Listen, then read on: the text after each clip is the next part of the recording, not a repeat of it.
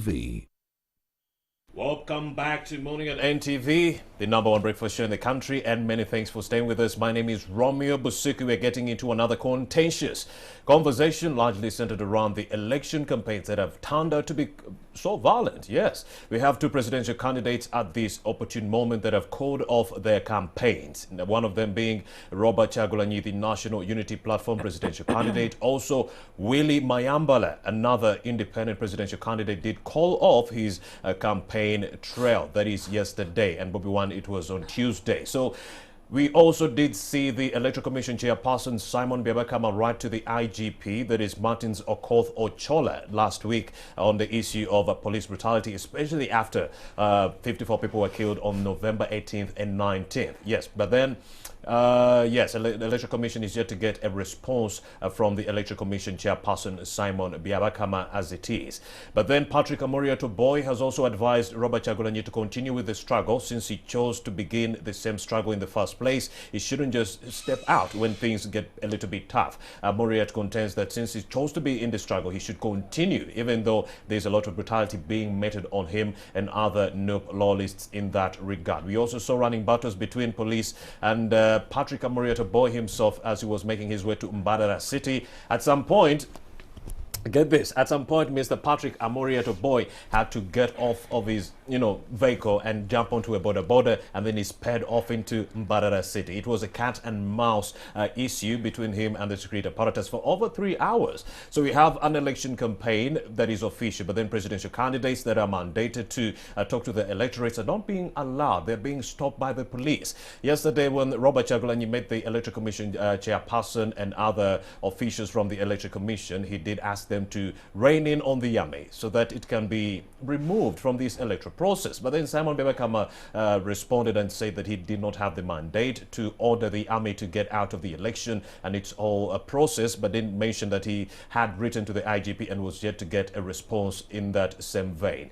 My name is Romeo Busuku. Let me introduce my guest. She is Charity Ahimbisibwe. She is the Executive Director for the Citizens Coalition on Electoral Democracy. Very good morning, Charity. Good morning, Romeo.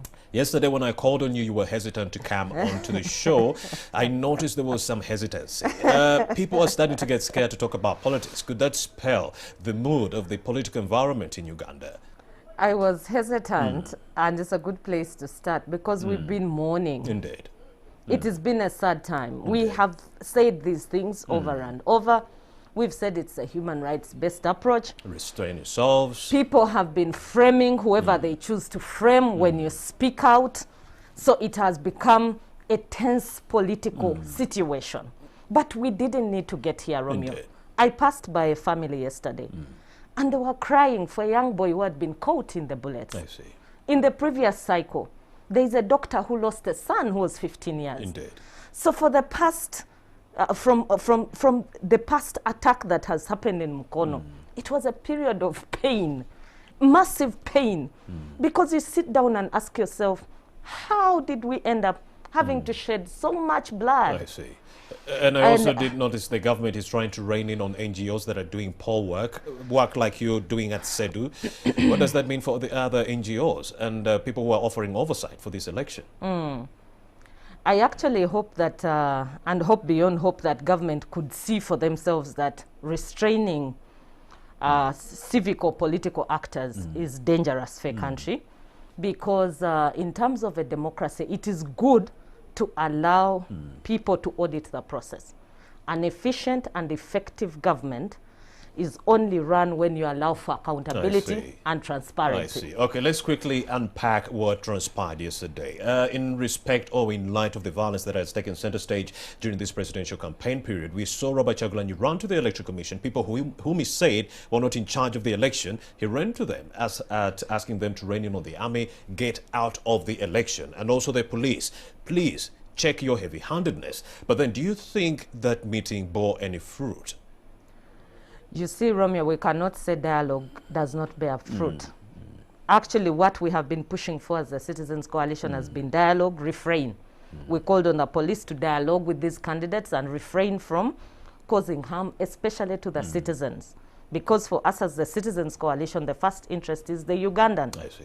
I am participating.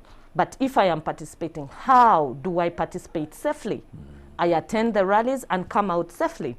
What do I need to know? And we came from a point where we said that people had not come to terms with this COVID-19. And there was need to do a bit of more mobilization for citizens to understand COVID-19 and that it's the context under which we're operating these elections. So yesterday's conversation, I think, was useful on two fronts. One, the candidate was able to tell the commissioner of the electoral, the head of the electoral commission, that these are the issues I'm facing on the trail.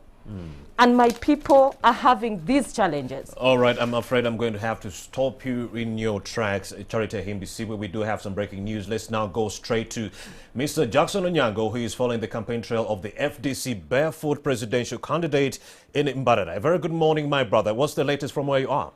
A very good morning, Romeo. Yes, we are coming to you from Mbarara city, which was of course created recently, and right now it is buzzing with activity.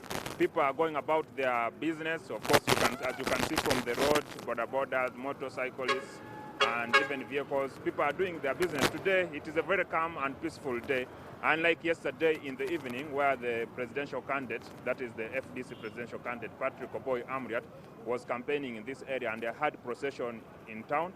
But before that, there was, cat and mouse games in the city, whereby the police was trying to chase the candidate not to use particular routes and to access the main center here in Mbarara. But of course, he jumped on border and he went through around the outskirts of the town as police chased him. And at a certain point, of course, police could not trace where he was. All of a sudden, he emerged here in the city of Mbarara, and they had procession for about 1 hour. It was later on that he was stopped around this particular area, that he was stopped by police from proceeding, and we saw incidences of police lobbing tear gas at the crowds and supporters. But he had successful campaigns in Sinjiro district, where he was addressing the farmers there. But with me here, I have a journalist working with the Daily Monitor who has been following or trailing the candidate since the start of the campaigns. That's 3 weeks ago. Good morning, Damali. Good morning, Onyango. Yes, Damali, you have followed the candidate for about 3 weeks now. Yeah. What are some of those things that have stood out for you during this campaign? Of course, just like Onyango said, Amriat has so far traversed about 7 sub-regions. That is Lango, Teso, Acholi, West Nile, Bunyoro, and now we are in the Western Uganda. But so far, the problems of the people vary from sub-regions to sub-regions. Like in the West, the major challenge, people said, were impassable roads. You saw Amriat also getting stuck in one of some districts in the West. And of course, when we come here, the major challenge people are telling us is the low prices of matoke. Yesterday we were in Isingiro, and we spoke to a number of residents, and they said prices of matoke is very, very low. It can go up to the cost of 2,000, and the biggest batch of matoke goes for about 5,000, something he said the incoming government should address. According to residents, they don't have any factory that manufactures matoke, and they are saying if the government can make for them that factory, they will be good to go. Okay. Yes. Thank you, Damali. Of course, the FDC presidential candidate, Patrick Oboy Amriat, today will be proceeding to Mitoma and Shema districts, where he will be having his campaigns in Ankole sub-region. Back to you in studio, Romeo. Thank you very much, my brother Jackson Onyango. Yes, I still do have Charity Himbisiwe. Let's continue with this conversation on electoral violence. Charity, you've had this question too many times, but do you feel the Electoral Commission is in charge of this election? The Electoral Commission has been asked that question, and on very many occasions they've said they are in charge. That question was asked to them 2 days ago at a conference in Royal Suits. They said they are in charge. Yesterday, when they asked the chairperson of the Electoral Commission, he said he's in charge of the process. And where they are coming from is because they say, if you look at the milestones on the roadmap, they have achieved very many of those milestones. And before the campaigns, there was no violence. The violence only started during the time of the campaigns. And they also say that during the time of the campaigns, they've had to write to the police and say, let the people participate. That was last week. But they've also put out, and which is true, they gave about 4 avenues or 5 avenues with which we could engage with this process. 1 was the media avenue. 2 was Kakuyege. 3 were the posters. 4 was the campaigns now. And even for the campaigns, they put a cap, 200 per seating. They envisaged that you would go in a pitch or a football place, put a tent, and get 200 people to sit there and get another 200. Or if the field is so huge, divide it into 4 or 5 sitting places for different people, and you, the candidate, stand someplace, then speak on many speakers to very many of them. That, I think, became very difficult for the candidates to practically enforce because it is an expensive process. So that is why for us as stakeholders in the process, we said, then let there be dialogue. Let the candidates come out and say to the Electoral Commission, and that's why when Robert Kyagulanyi went to the Electoral Commission, that was a good move. It was a good sign, and it is good for dialogue to go ahead. Now we expect the chairperson of the Electoral Commission to come out and say, this is what we agreed on, and this is how we prefer to move the process forward. Let's talk about the recommendations and the demands that came in from Robert Kyagulanyi. He did mention he wanted the army to get out of the electoral process, which Simon Bebakama said did not have the mandate to do. He said they needed to check the heavy-handedness of the police. Well, he had written to the police last week, but they were yet to respond. Martin Zokotho-Chola did not respond to him, meaning he might not be in charge of this election. What do you think? Okay, so if you look at the UPDF Act, Section 125, it says that there should not be careless shooting in implementing any process. That if there is careless shooting and it is confirmed that you carelessly shot, that is life imprisonment for you after a court process.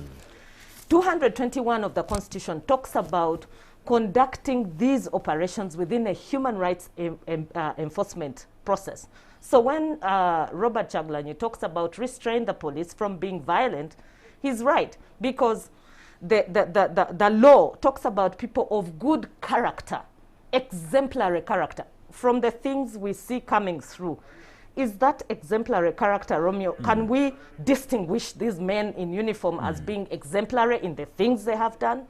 Because the law says they must be exemplary. The UPDF Act and even the Police Act says they are people of good character and they must be exemplary. So I think the call we make this morning now is that let them continue to exude exemplary character. I see. Let them remember the oath they took to protect the lives of Ugandans, to protect the property of Ugandans, not to dismiss that oath altogether. Because when they joined the force, they each took an oath. Let them recall that oath. I see. Even when they carry out these operations. Right. It is good to have peace. It is good to have semblance. And I think what Ugandans are saying, one of the things is they don't want to go back into a violent situation. Many people lost their relatives in the 1986 war.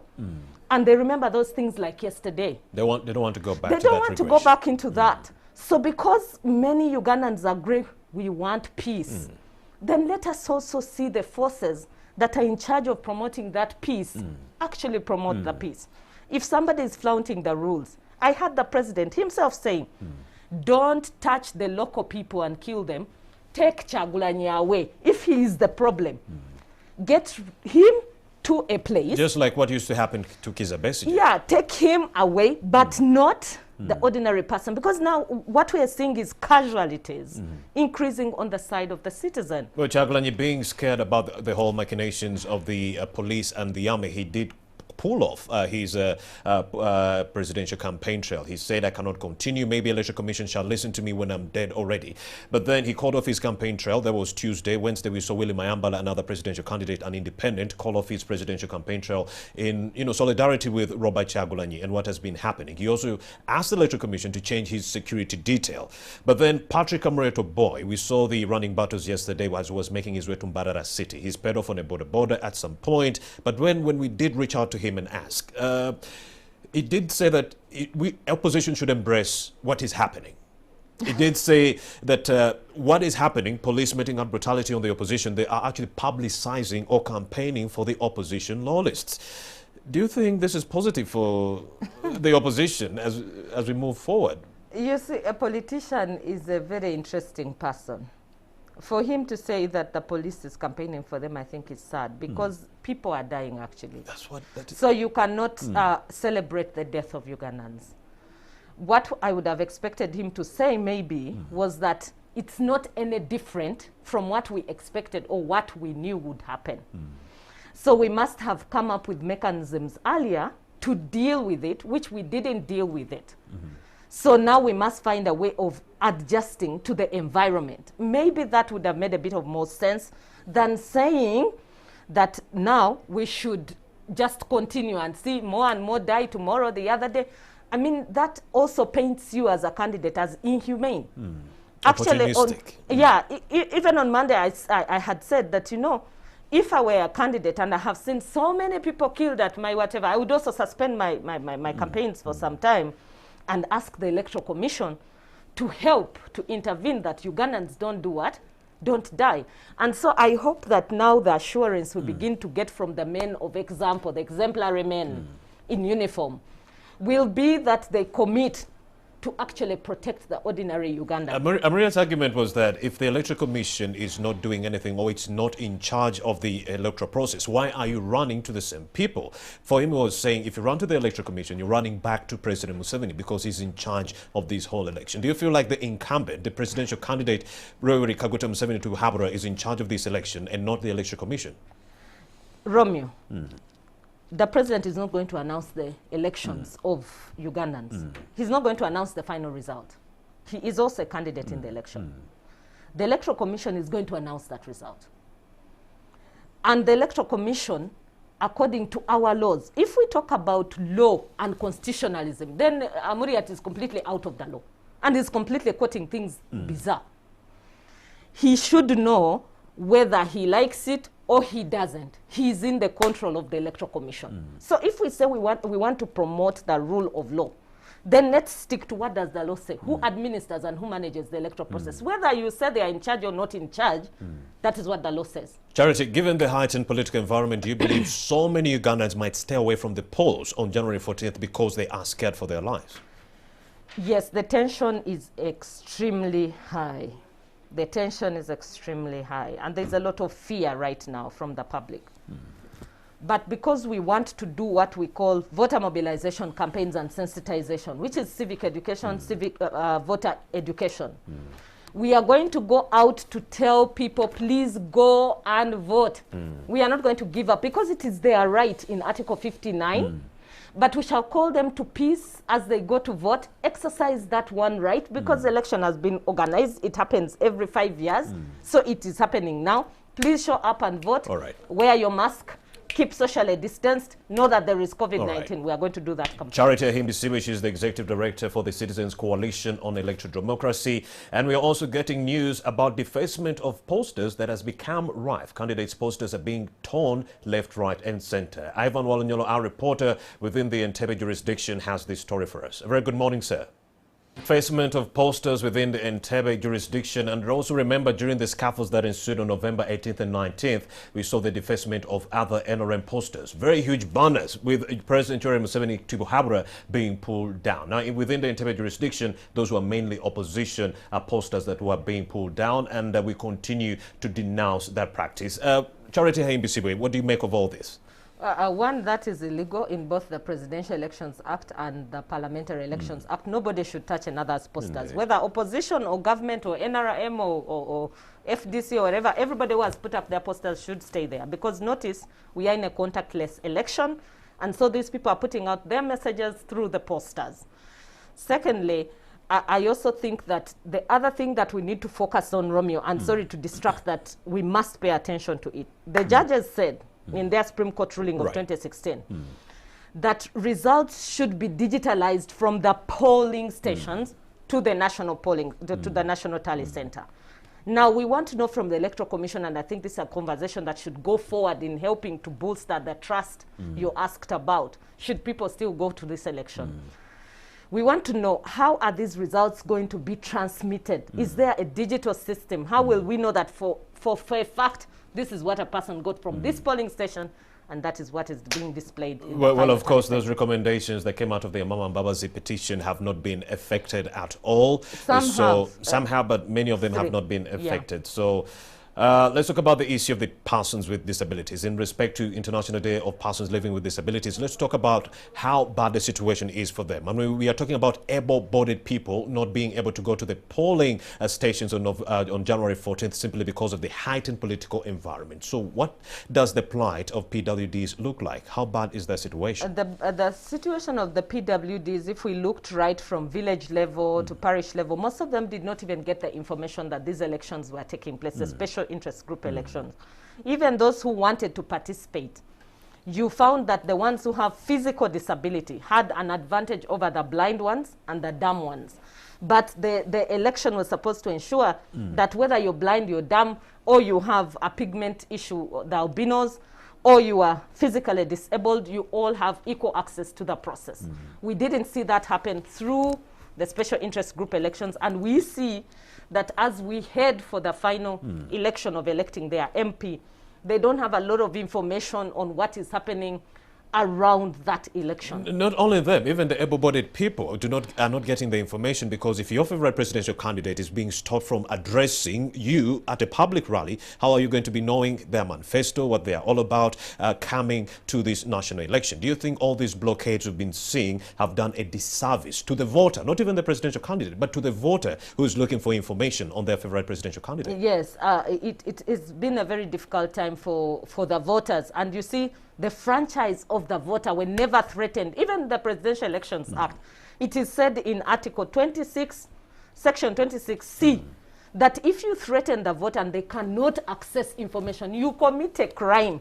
So all those people who have distracted the voter from accessing information, guess what? They've been committing crimes. It will be great to wrap the conversation on the North. Charity Himbisiwe is the Citizens Coalition on Democracy, on Electoral Democracy Executive Director right there. Thank you for coming through. Thank you, Romeo, and a good morning to you, Ghana. Indeed. Now, let's take another breather. We'll be right back with Sandra Tinoborio to give you an aggregation of the COVID-19 numbers and also the answer to the riddle.